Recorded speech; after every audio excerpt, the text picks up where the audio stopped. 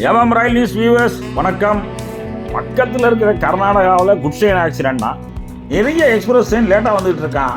சில ட்ரெயின்கள் பார்ட்ஸெல்லாம் கேன்சல் பண்ணியிருக்காங்களாம். ஒரு 8 போய் பார்த்துட்டு வருவோம். பெலகாவி ஸ்டேஷன் யார்டு இது. ஆமாம், கூட்டமாக நிற்கிறாங்க. 2 பொட்டி அந்த பக்கம் இந்த பக்கமும் கிடக்குதே குட் ட்ரெயின் பொட்டி. கிட்ட போய் தான் பார்க்கணும். சவுத் வெஸ்டர்ன் ரயில்வேல வருது இந்த ஸ்டேஷனு. மிராஜ் எம்டி பாக்ஸ் என்ன ஸ்டேஷன் யார்டுக்குள்ளே நுழையிறம் போது டிரைல் ஆகிருக்கு. அப்லைன் தான் ரொம்ப அஃபெக்ட் ஆகிருக்கான். டவுன் லைனில் கொஞ்சம் தான் அஃபெக்ட் ஆகிருக்கு. லோண்டா மிராஜ் செக்ஷன் அப்ரைட்ஸை தேசூரில் ரெகுலேட் பண்ணிட்டாங்க. மைசூர் பெல்காவி எக்ஸ்பிரஸை ஹான்பூரில் டைவர்ட் பண்ணிட்டாங்க. பெங்களூர் சங்கலி எக்ஸ்பிரஸை லோண்டாவில் ரெகுலேட் பண்ணிட்டாங்க.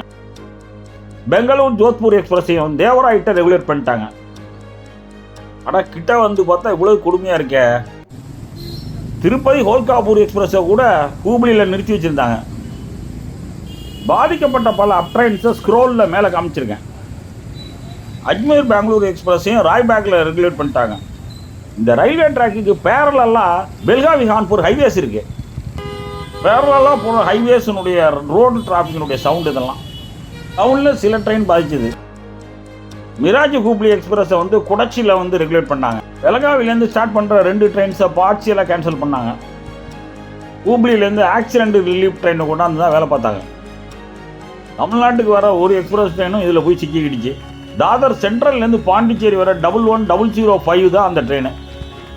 முதல்ல 6.5 மணி நேரம் லேட்டில் இருந்துச்சு. அப்புறம் 4.5 மணி நேரம் லேட்டில் இருந்துச்சு. இப்போ 2.5 மணி நேரம் லேட்டுன்னு சொல்கிறாங்க. ஆக்சிடென்ட் சின்னது தான், நிறைய பேசஞ்சர் ட்ரெயின் சர்வீஸை பாதிச்சிடுச்சு. நாளைக்கு தான் விசாரணையை துவக்குறாங்களாம். எப்போ வேணாலும் துவக்கிட்டு போட்டோம் கொடுங்க. வீடியோ பிடிச்சிருந்தா லைக் பண்ணுங்கள், மறந்துடாமல் சப்ஸ்கிரைப் பண்ணுங்கள், ஷேர் பண்ணுங்கள். வணக்கம்.